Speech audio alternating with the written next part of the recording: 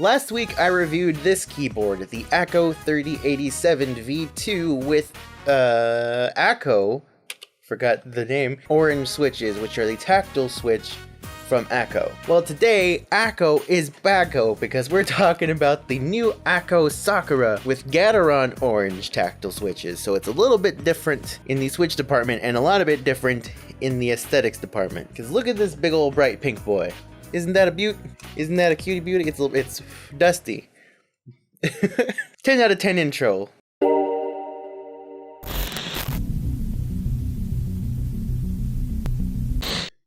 This is one of the newest keyboards from Akko, the Akko Sakura keyboard. Provided to me by Epomaker. Thank you guys very much as always for sending out products for review. Got plenty more keyboards from Epomaker behind me on a shelf over here that I'm going to be reviewing, so if you want to see more keyboard stuff, make sure to subscribe. Available for $109.99 from Epomaker, the Akko Sakura is a new 87 key 10 keyless keyboard from Akko, who I just featured last week with the 3087. In that review, I thought the 3087 was a great looking board that left a lot to be desired when it came to the typing experience, at least when it came to the one that I received with the orange tactile switches. Does the new Sakura keyboard improve on things? We'll see, just stick around, that's what this video is about. It has a light pink frosted acrylic body with matching light pink pudding keycaps. As seen on the box, it would go really well with a nice bright pink setup, like a lot of those pink setups you see on Instagram that are just, oh, so very pink, just super colorful and bright. But you know, sometimes I like them. They're not bad, even though they're real pink, like a little too pink for me. I think that they look really nice. I say as I'm wearing just the brightest shirt that I own. But I mean, look at this. I just bought it at Burlington for like $8. How could I pass this up? Huh? How can you pass up looks like this? But there is more to the Sakura than meets the eye, because plug it in and bam, full RGB. Surprise, it's not just pink, it could be a bunch of colors. Inside the box you'll receive the keyboard, a manual, a keycap puller that disappointingly is not the cat keycap puller that does come with some other Akko boards. It also includes a matching bright pink USB-C cable and 2 attachable kickstand legs. By default, the keyboard is completely flat on its back with the exception of the 4 rubber feet, but if you are the type of person who wants to have your keyboard a little bit elevated, you do have the option of sticking these 2 legs onto the back of the board with the 3M adhesive. So I'm going to start by getting the obvious out of the way. If you've seen or heard of the Gamakay K87, maybe you've seen my review on it, it is very much a similar keyboard to the Gamakay. This is mine with different keycaps than it came with on the box, but very much the same keyboard as far as the body goes. It's essentially a rebranded, retooled K86, kind of like you see the DK61 is basically the GK61, kind of something along that line, where one company took a design that some companies can reuse and redo as their own. They took the Gamakay K87 and they took that body and they made the Sakura, but they definitely made some changes to it. It has the same layered acrylic design, although the Sakura has 4 layers where the Gamakay had 3. However, where it differs aside from the aesthetics is with some very important changes. First of all, just by having pudding keycaps included out of the box, you're already leagues above at least the keycaps that came with the K87. If you've seen my review, you might remember that I wasn't a big fan of the keycaps that came on the K87, and in that video I actually switched them out to the HyperX pudding keycaps. It just kind of makes sense. If you're going to have a full RGB keyboard, why not go all out and put some pudding keycaps on there? I'm no longer really a huge fan of RGB. I'm also just really not as big a fan of pudding keycaps as I was maybe like a year ago. That being said, these are okay. I think that the light pink color on the top really goes well with the keyboard. It completes the look. The keycaps are pretty thin. They do leave something to be desired as far as the sound, at least in my opinion. They're much higher pitched. It kind of just sounds thin. The main point of these keycaps isn't going really for sound, it's going for aesthetics. They are shine-through PBT keycaps, so at least they're not going to shine on the top with your fingerprints as you would get with ABS keycaps. The manual, at least the one I received, is not in English at all. What's important to know here is how to change through the several lighting effects built into the keyboard. Everything's mainly going to revolve around the function key, so you'll hold down the function key and then use Insert, Home, Page Up, Page Down, Delete, or End end to toggle between various effects. Each key will have different effects to toggle through, usually around 3 or so per key. Function and the up or down arrows affect the brightness of the RGB on the keys, while function and F11 or F12 adjust the brightness of the case lighting. Function and plus or minus will change the speed of the effect animation. You can change the color of the case lighting or the key lighting by using function and the left arrow,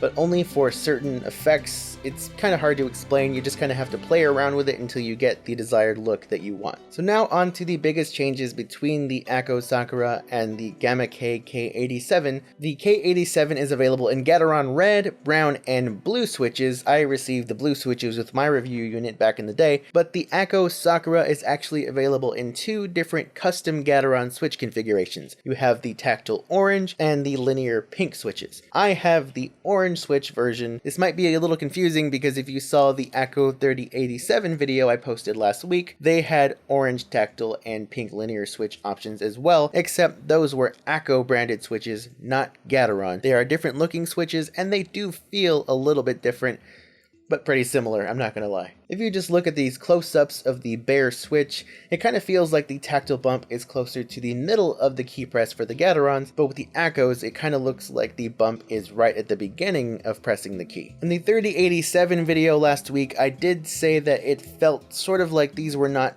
tactile switches so much as they were scratchy linears, and I sort of get that feeling again from the Sakura. But it's not really bad. I guess you could say it feels sort of like a crispy tactile switch. So it's not like a hard bump, it's more of just the lightest bump, and it's not like great.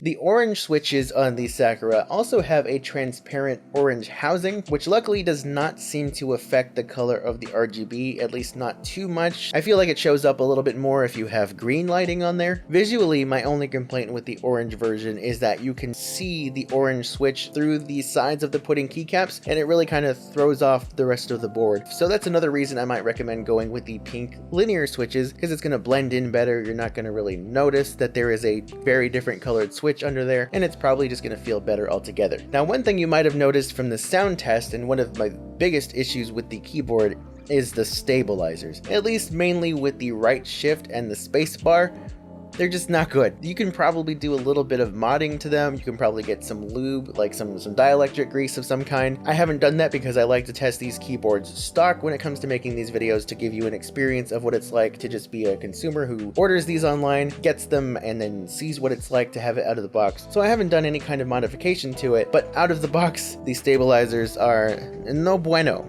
That's Spanish for no good. Now again, if you're familiar with the Gamakay K87, or if you've seen my review on that, and this is probably one of the bigger changes, probably one of the more hit or miss decision makers for you if it were to come between these two, the Sakura is not hot swappable. This is a soldered board. Even on the underside of the boards, you can see the K87 has the hot swap sockets under there, and the Sakura does not. And it's one of the best features of the K87. Anytime hot swap is available on a board, I always like to lean toward hot swap, because if I want to, I can swap out the switches. I even did with the K87. These do not have the blue switches anymore. These actually have my lubed tangerine switches, and it's like music. If you're looking at this and you're like, that's for me, sign me up, make sure you pick one of the switches that you like. The pink switches are probably the best option aesthetically and for the overall feel. One advantage though that the Sakura has with having soldered switches, hot swap boards are always going to be just a little bit more wobbly than having soldered switches, because they're not secured in there by being basically melted onto the PCB. With the Sakura, they are soldered on, so you really don't have the wobble, whereas you do have some pretty noticeable wobble on the K87. And that, as always, my friend, is gonna do it for this video. I hope you liked it, and if you're watching this video, if you're not a huge fan of the keyboard stuff and you're like, dang it, importantly, where's the gaming stuff? There hasn't been a video about a game in a long time. Well, if all goes according to plan, I'm gonna have a video about a game later this week. So if you're watching this video and you're not super into it, first of all, kudos, thank you. This is basically the end of the video now. But the game stuff is coming very soon. I've actually got a couple game videos in the works. I know I keep saying that, but literally I have a video that's coming out later this week if all goes according to plan. And then another one, I think in like 2 weeks, to coincide with the release of a game that's coming to the Switch. Exciting! It's exciting stuff here. But if you like this video and you want to see more, as I mentioned, I've got more Epomaker keyboards. I've got some other keyboards from other companies that I'm reviewing, and they're all going to be coming out within the next few weeks. Just keep an eye out for that. Subscribe, like this video, leave a comment, tell me what you think about this board. Of these 3 boards, which one might you choose? Maybe you want, maybe you'll go for the 3087 either way. Let me know in the comments. I gotta go, I'm tired, and I need to start editing. My throat is doing sounds. If you like this video, you can check out this keyboard review here, or you can check out just a really old portly video here.